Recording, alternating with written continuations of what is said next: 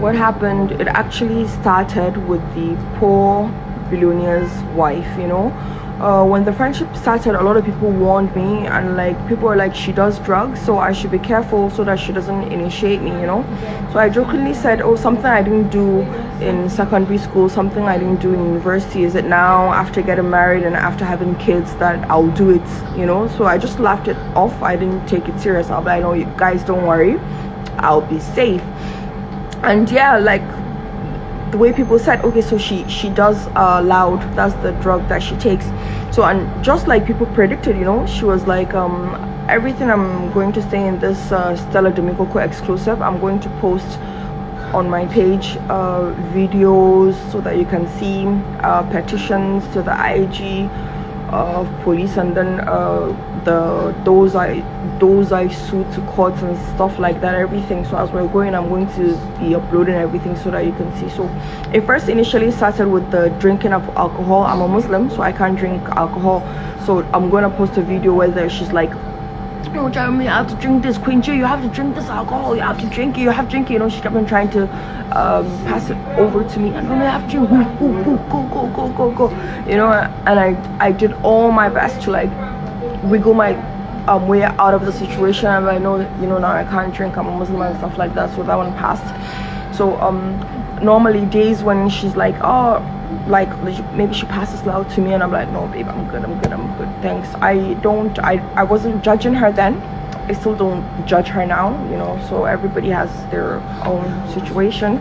This is my own story, and this is how everything started.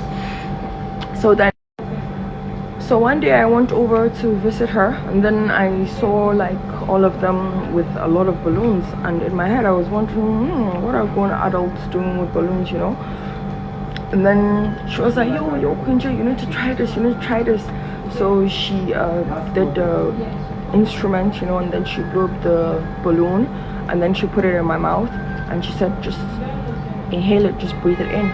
And I did, and guys, I just felt like half of my brain just died. I was standing, so I started falling to my knees. I was falling like gently, gradually to my knees, and then my mouth shifted to the left, and then I started drooling, So I just, when I go on my knees, I just lay down on the ground, and I didn't even know where I was, like how it is. And then she was like, yeah, that's it, that's the feeling, that's the first time I felt that. This is what happens to everyone the first time you do it, but by the time you do it like 4 times, 5 times, you're gonna get used to, your system will get used to it, and then you're gonna become a professional. So after a while, after I got myself back from the floor, I was really upset because I told her that, I refused to take alcohol from her, I refused to take loud from her. So I was really upset that she still had to find a way to give me the balloon, and then I'm my mother's only child, so I've always been afraid of doing this, like since secondary school and university. I was like, it's gonna kill my mom, I'm an only child, so I can't afford to like take any chances and stuff like that.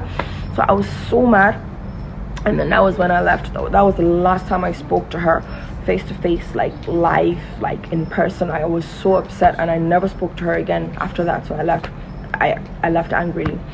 Then a few months later, there was a doctor. We saw a news on news platforms that someone went for BBL, and everybody was so angry with the doctor. They said her name is Dr. Anu, that Dr. Anu was quack, she's not a good doctor, she killed someone and stuff like that. So she reached out to me on Instagram. I had never met her before, never spoken to her before. She reached out to me on Instagram DM, and she's like, oh Jaaruma, look at everything that's happening, it's such like, I can't believe it, this person died, it wasn't my fault, like that. So I just like consoled her. I said, oh, don't worry, everything will be fine. I was in Dubai then. So I decided to come to Nigeria, and then when I came to Nigeria, she was the first person to come and see me. So when she came to see me, it was the same thing, the same crying and everything. She felt so bad about the person dying and how everybody's attacking her. Oh, Jaaruma, they're trying to bring me down, they're trying to bring down my business and tarnish my image. And I said, don't worry, everything's going to be okay, because even the best doctors in the world have had patients that have died. Life and death is in the hands of the creator and stuff like that. So we talked in general, we talked about life, we talked about business, we talked about relationships, marriages. boss, kids, and everything. And she was like, babe, if I do an injection for you, you're going to sleep like you've never slept before. You're gonna forget all your problems. And I'm like, oh, you don't mean it? She's like, yeah. So, she's a medical doctor, so I didn't really think anything negative of it, right? And then she was like, bring your hand, bring her. I was sitting on the couch, and then she was like, come to your bed, come and sit on the bed, come and sit on the bed. I sat on my bed, and then she took my hand, and then she pushed in the injection. And the moment she started the injection, I just felt something from the back of my neck, like this, down to my shoulder, back of my shoulder. Like, like the body had felt something it had never felt before. And as she was doing it, I was just like collapsing, like going down to my bed. And then I was knocked out, so I don't want to like exaggerate it or so, but I think I was knocked out for like, it's really very difficult for me to talk about it, very emotional, it's serious trauma for me. It's not something I want to talk about, and I can only do this for SDK, Stella Jamikoko. She's the only one I can like do this for, so it's such a terrible experience. And how I was trapped into it, so I was knocked out for like 2 weeks. I wouldn't like I would turn around, maybe Maltina, bite bread, but I could not like get up from the bed or sit down or like stand on my feet for like 2 weeks.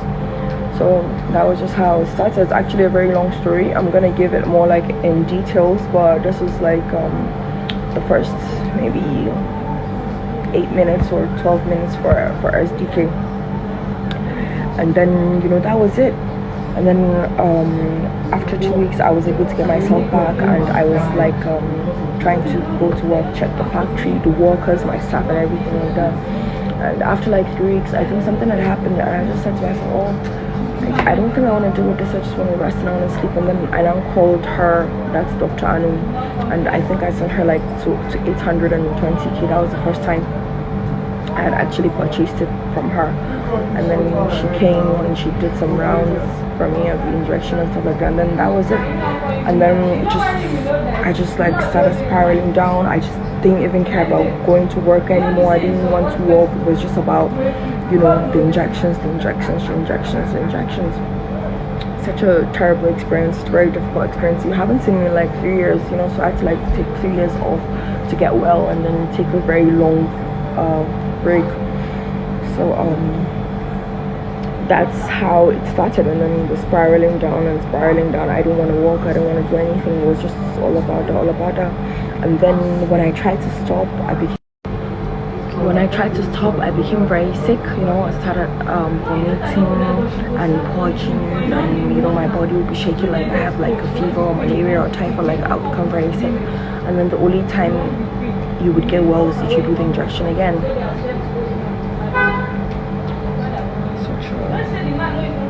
It's very difficult to talk about. Such a terrible experience. It's something I don't ever want to remember in my life like that.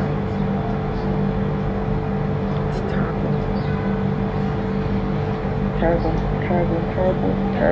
experience. Yeah. So I would get really sick, so I had to go back and do the injection again. And then there was something else I wanted to tell you about that, about falling sick and everything. So at a point, so when you do it, you get well, you feel better, then you now sleep. Then when you wake up from sleep, you feel just so sad and just so depressed and just so fed up, right? So I just got tired of it, and then so this is what happened. So I'll show you, like, when you have malaria, so one glass is called one ampoule. So one ampoule stopped working, I started doing 2 ampoules, 2 stopped working, I started doing 3 ampoules, 3 stopped working, I started doing, so when I did 5, I started, like jacking, and foam was coming out of my mouth, my eye was going back.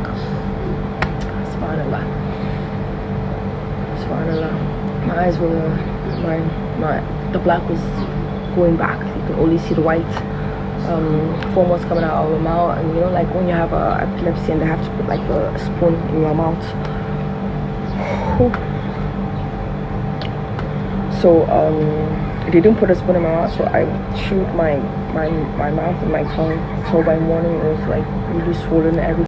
So allegedly, Jaroma disappeared online because she was in rehab and she just returned from rehab. So this is like the first video we are seeing of her for a very long time. Jaroma is a Kaimata seller. She does Aphrodisia seller. She was based in the United Arab Emirates for a while before she moved back to Abuja, where she was featured in the Real House of Abuja show. She was doing well from herself from what I was seeing online. But one thing I noticed about her is that Jaroma always wants to make friends and feel among. She wants to be friends with the billionaires, the ballers. That has been a problem. And this popular billionaire's wife that tried to introduce her to drugs for the first time. And she said people want her. People want her. Say, this person, who do you think it is? I don't know. I cannot say. But then let's trace it back to when she was living in Dubai. There was this particular popular billionaire's wife that was her friend for a while. So could it be her? Do you think it is her? If you think it's her, let me know in the comment section. Dr. Anna, on the other hand, died few weeks ago. She's not alive to defend herself. Now, people are accusing her. She cannot come out and say, I did it or I did not do it. But before she died, there was a news that she does this and is always on the news. She's always on the news for one thing or the other. As a surgeon, people are always calling her for doing bad surgery for them. She's into cosmetic surgery, so people are always calling her to do bad BBL. People say she gave them infection. Her story was just not straight. She have a bad reputation, if you might ask me. But now that she's not alive, how is she going to defend herself, or who is going to defend her now that Jaaruma is calling her out for introducing her to drugs? Guys, let me know what you think in the comment section. But for adults, we should just be careful who we mingle with and like set a standard for yourself. This is what I can do and this is what I cannot do. And when it gets to what you cannot do, try to walk out of every situation and try to just walk out, don't remain there. Thank you so much for watching. Let me know your thoughts in the comment section and please share, comment, like. I'll see you in my next one. Bye.